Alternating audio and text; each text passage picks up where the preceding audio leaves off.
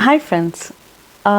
Recently I was reading a lot about confinement food and post delivery nutrition for a pregnant or a lady who's just delivered.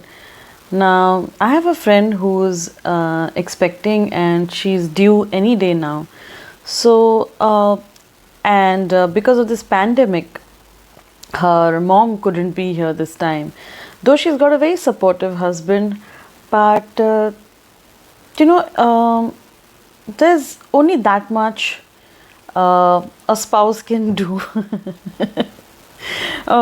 Because there are a lot of foods and there are a lot of requirements, nutrition requirements, which elderly women in the family or one who studied nutrition can help you better.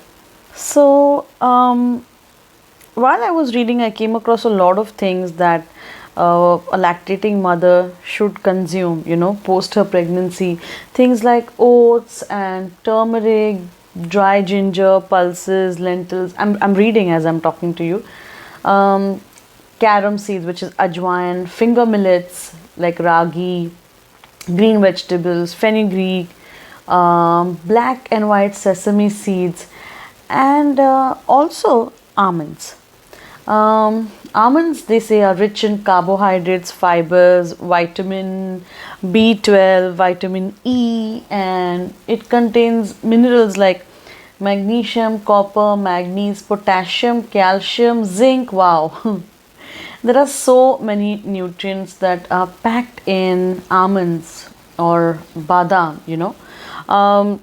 So after you've delivered, when you feel like snacking on something, why not snack on something which is healthy? So while I was thinking and reading about all this, I thought I should make some badam halwa for my friend. We also eat edible gum or gond, which is called. We make laddus out of it, which I was a little late in making because she made them herself. Poor thing. So I thought, let me not waste time and let's make some nice badam halwa for her. Which would keep her warm and which would bring back her strength and vitality and give her energy. Now, this badam halwa can also be eaten by others, but it's warm. I don't know what's the word how do you say it in English, but we say tasir. That means the tendency of it is to be heaty. So you really have to eat it during winters, and that too in a limited quantity. You have to exercise control. Even for this badam halwa, if you see the ingredients when I'm going to show you the recipe, it's got a lot of ghee, clarified butter, it's got almonds, that's badam, it's got some sugar. Now sugar you need to adjust as per your taste, the sweetness that you like. I don't like sweet that much, so my desserts are not overly sweet. So yeah, so like I said, this is a heavy halwa. So you have to eat only 50 grams a day. So I am going to portion it into 50 grams. So all she has to do is freeze the entire pack and just take out one portion every day, and either heat it or just leave it at room temperature, and when it comes to room temperature, just eat it. It's very good also in during lactation. It generates ample amount of milk and healthy, and baby will get healthy and strong bones also. And also, after you've delivered, your skin really you've pulled down, it takes a toll on you and it shows up on your face. So this almond is rich in vitamin E, so it gives you a nice and glowing skin throughout. So yes, it's got a lot of health benefits. It has to be eaten 50 grams a day, and the other thing that I wanted to say was it's easy to make, it's easy to store, and it's full of nutrition. So let's head to the kitchen and let's start making this badam halwa. Let's begin with the preparation of almond halwa. For the almond halwa, the ingredients that we require are almonds, 2 cups approximately. Here I will put the measurements on the screen, but these are soaked overnight and then they are peeled. So these are blanched almonds. We need some milk, we need some sugar. You can either take sugar or you can also take jaggery, but here I am taking sugar. This is ghee and some saffron here, a pinch of saffron, and this is rose water with 2 drops of kevra water. Now if you want to skip this and add only cardamom powder, so you can peel the cardamom and pound it and you can use the cardamom powder. So now let's begin. I am going to grind this 2 cups of almond in this case along with some milk, so like 4 tablespoons of milk and some saffron.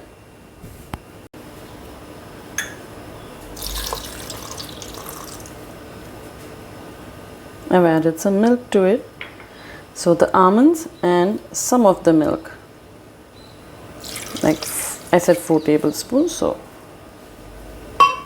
we need to grind it fine to make it into like a fine semolina consistency.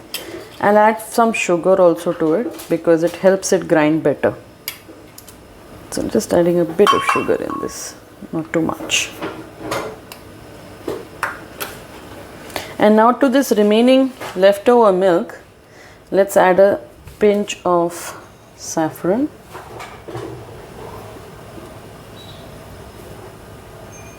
And let's give it a nice mix.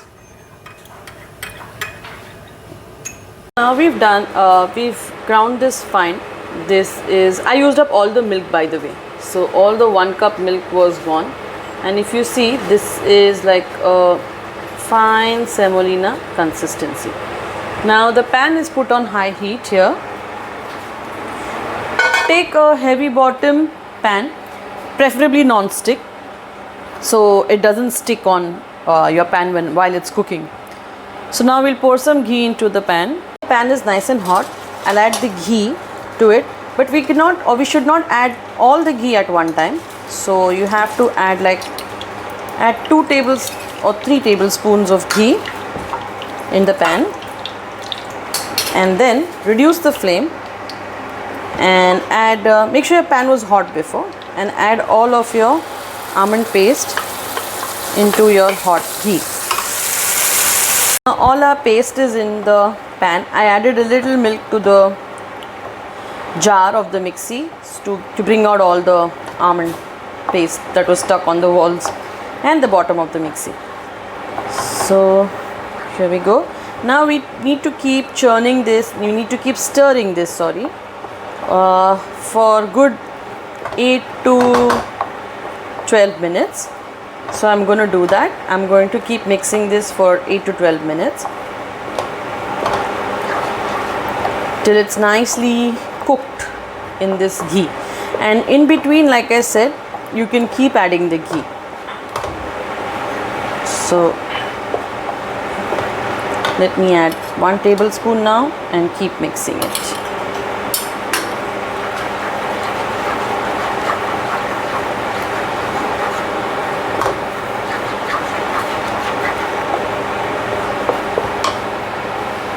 Gas is on slow flame, very slow flame, and as you can see, the mixture is now getting a little bit harder and harder to move around the pan. At this point, and there's nice aroma that's filled everywhere in the kitchen. The color is also changing slightly. It's turning more and more yellow, like darker and darker every shade. It's nice. Now when you feel that it's getting a little hard to move, and that's why I said use non-stick, because if you don't use a non-stick pan, it's going to stick all over the pan and burn, and you're going to waste that much. So now when you see it's getting harder and harder to move it around, you can again add another tablespoon of ghee to it and give it a nice mix again. and keep roasting it in your pan. We may have just finished like 5 to 6 minutes. There is a long way to go. So put on your music and keep stirring. It's been 10 to 15 minutes and you can see it's nicely roasted. The color is again darkened, deepened, and when you move this, it moves as a whole, like a whole mass together, right? It's like moves like a whole entire thing. I have finished all the ghee that I had taken out for this halwa, so it's all over. I've added everything inside and I kept roasting it on slow flame for almost 15 minutes. Now when you see that it's leaving the sides and it's moving together, this is the time when you can add your, reduce the gas. Either you can add your elaichi powder. I am adding rose water and kevra essence to this, just to make it look a little different, make it taste a little different. You can add the cardamom powder also. And to this point, I will add our remaining sugar. Now I have taken, I think, 8 tablespoons of sugar because I don't want to make it very sweet, but it depends on you. You could take 8 to 12 depending on the sweetness that you want. Now once you add this sugar, it will become a thin mass again. So you have to fry it, or you have to keep roasting it till the ghee leaves the sides of the halwa. So keep shaking it, keep stirring it. Now some people may be alarmed with the amount of ghee that's gone into it. I was too, but trust me, that amount of ghee is required for a pregnant lady after she's delivered, post delivery. And you are supposed to have, the pregnant lady is supposed to have only 50 grams of this halwa every day post her delivery. So don't be alarmed by the amount of ghee. You need it to gain your strength back.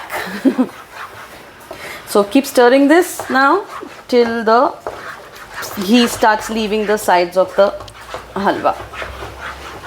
That will be, say, another maybe 15 to 20 minutes. Yeah.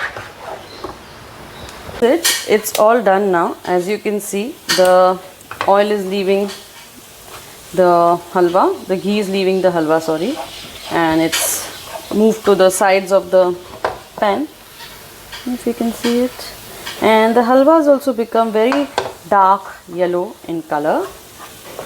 This is it. Can you see the oil is all on the pan?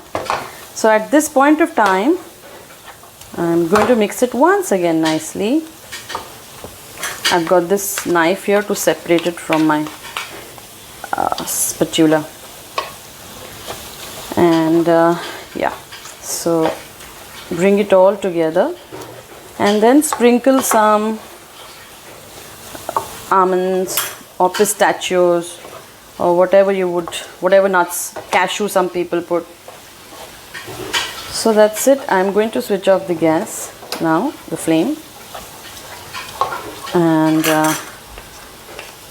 I'm going to actually portion it out into individual 50 gram portions. I will show you that too,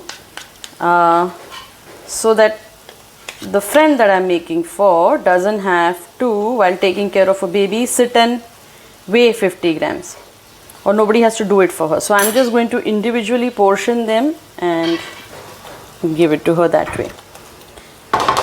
So here I have the almond flakes, so I'm just going to add some almonds from top.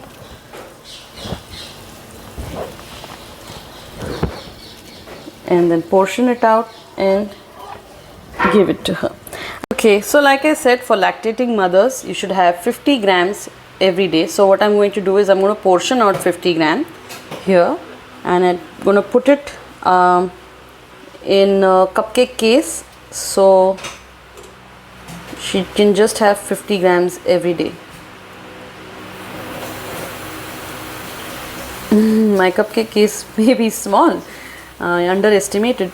So here you go. This is 50 gram. This is how much you should be eating in a day.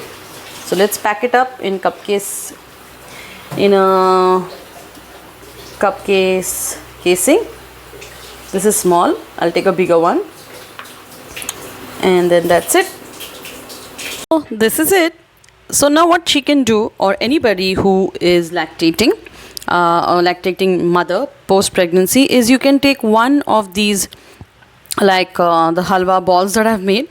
You can take out, you can put the entire box in the freezer for it to last. You can take out one every day and warm it in the microwave, or just leave it outside and it will become soft.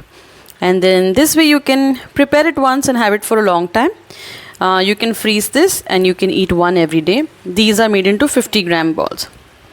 So I hope you liked and enjoyed today's almond halwa, which is very good for health for a lactating mother. So if you did, please leave us a comment and like us and subscribe us on Ru's Kitchen and Garden on our YouTube, Facebook and Instagram. Thank you and see you again. Bye.